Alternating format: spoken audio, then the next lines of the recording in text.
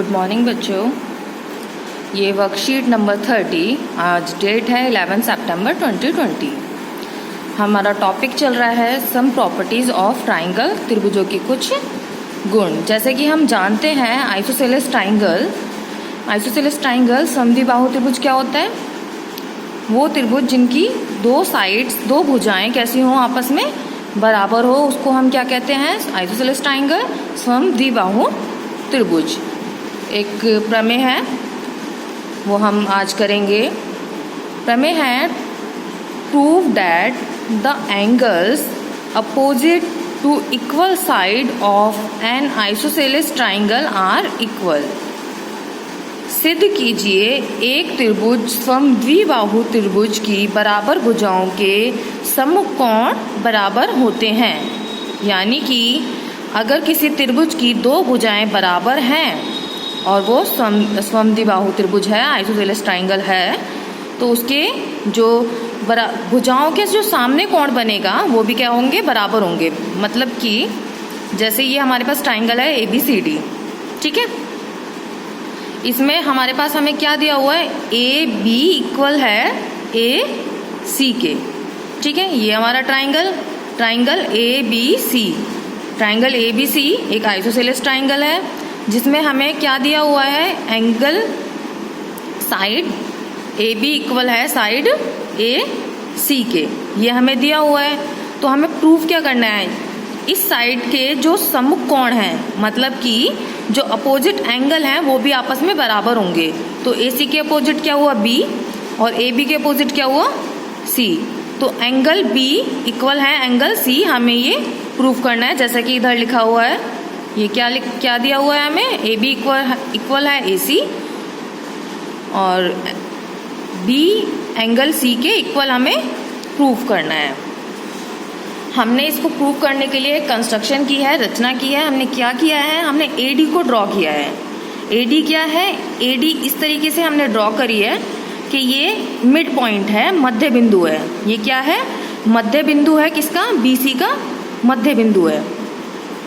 तो मध्य बिंदु हो गया तो क्या हो गया? BD इक्वल हो गया DC के। तो अब हम इसे सॉल्व करेंगे। देखो ट्राइंगल, अब इसमें जब हमने मध्य बिंदु की रचना कर ली, ये वाली रेखा डाल दी, AD ड्रॉ करने के बाद क्या हुआ? अब इसमें दो ट्राइंगल बन गए। पहला ट्राइंगल तो ये रहा ABD, दूसरा ट्राइंगल क्या है? ADC। दो ट्राइंगल्स बन गए। अब इन दो ट्राइंगल का हम इनको प्रूव करेंगे सर्वांगसम, क्योंकि हमें पता है अगर सर्वांगसम प्रूफ कर देंगे तो क्या हो जाएगा? हम CPCT से ये दोनों एंगल प्रूफ कर सकते हैं। तो अभी इन्हें सर्वांगसम कैसे प्रूफ करेंगे?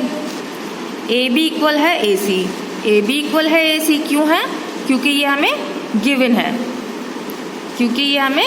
है। क्या गिवन था? कि दो साइड्स इक्वल होंगी। लिखा था ना कि टू साइड्स इक्वल साइड्स हैं, तो मतलब वो चीज़ हमें गिवन है।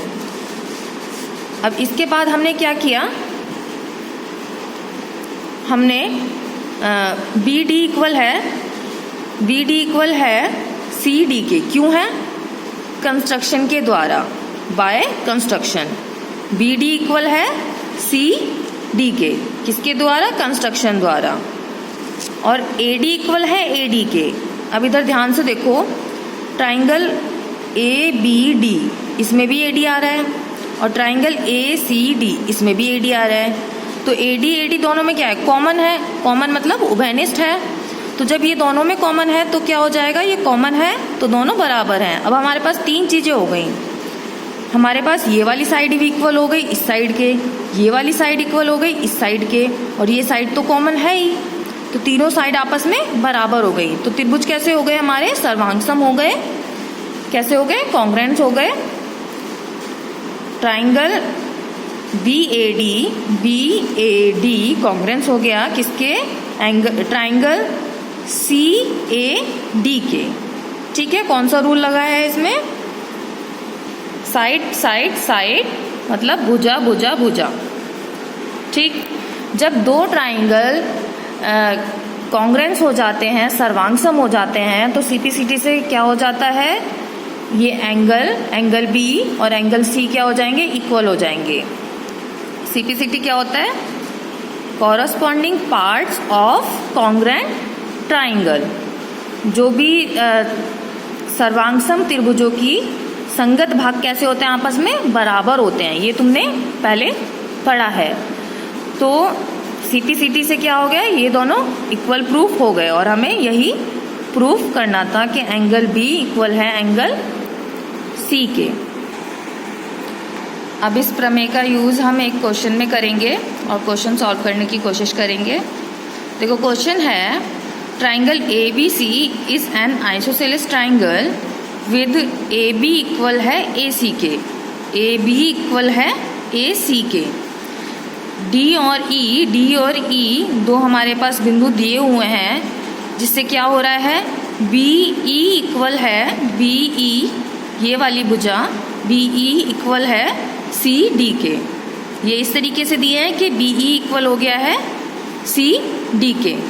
ठीक है, तो हमें प्रूफ क्या करना है, क्या सिद्ध करना है हमें कि ए डी बराबर है ए ई के।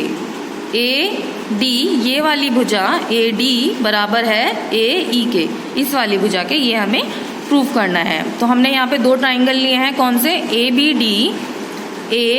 डी। हमने ये फर्स्ट वाला ट्राइंगल लिया और हमने ये वाला ट्राइंगल लिया ए सी ई। अब इन दोनों में देखते हैं हम क्या क्या बराबर हैं। ए बी बराबर है ए सी के, क्यों है बराबर, ए बी बराबर है ए सी के, क्यों है, क्योंकि ये हमें गिवन है। क्या है, ये हमें गिवन है। ठीक है, ये हमें गिवन है कि, और अगर ये साइड इस साइड के इक्वल है तो क्या हो जाएगा, इनके अपोजिट जो एंगल होंगे, एंगल बी और एंगल सी भी क्या हो जाएंगे, बराबर हो जाएंगे। क्यों हो जाएंगे, ये अभी हमने थ्योरम में किया है। ठीक है, बराबर भुजाओं के सम्मुख कोण कैसे होते हैं, आपस में बराबर होते हैं। अब तीसरी चीज क्या है, बी ई इक्वल है सी डी के। क्यों है इक्वल, क्योंकि ये हमें दिया हुआ था कि इस तरीके से है कि बी ई इक्वल हो गया सी डी के। अब दो चीज तो इस एंगल में आ गई, पर बी ई इस वाले ट्राइंगल में तो नहीं आ रहा है। इस वाले ट्राइंगल में तो सिर्फ यही वाली साइड आ रही है और इस वाले ट्राइंगल में सिर्फ ये साइड आ रही है। ये चीज तो एक्स्ट्रा है हमारे पास, तो इसे क्या करेंगे, हम सबट्रैक्ट कर देंगे हम दोनों साइड में। तो बी ई और सी डी में से हमने क्या माइनस किया है, डी ई को, डी ई दोनों को माइनस कर दिया। तो ये माइनस होके क्या बचा, बी ई में से डी ई गया, बी ई में से डी ई गया, तो ये वाला हिस्सा बच गया। और इस पूरे हिस्से में से सी डी में से जब ये वाला हिस्सा जाएगा तो ये वाला हिस्सा बच जाएगा। तो हमारे पास क्या बच गया, बी डी बराबर सी ई, ये हमारे पास बच गया। हो गई हमारी तीन चीज़ें, एक साइड, एक एंगल और ये दूसरी साइड। तो ये त्रिभुज कैसे हो गए, आपस में सर्वांगसम हो गए, कॉन्ग्रुएंस हो गए। कौन से रूल से, साइड एंगल साइड। अब सीपीसीटी से क्या हो जाएगा, साइड ए डी इक्वल हो जाएगा साइड ए ई के। किससे, सीपीसीटी से। बाकी क्वेश्चन आप सॉल्व करो, फिर देखते हैं अगर कोई दिक्कत आती है तो। ओके।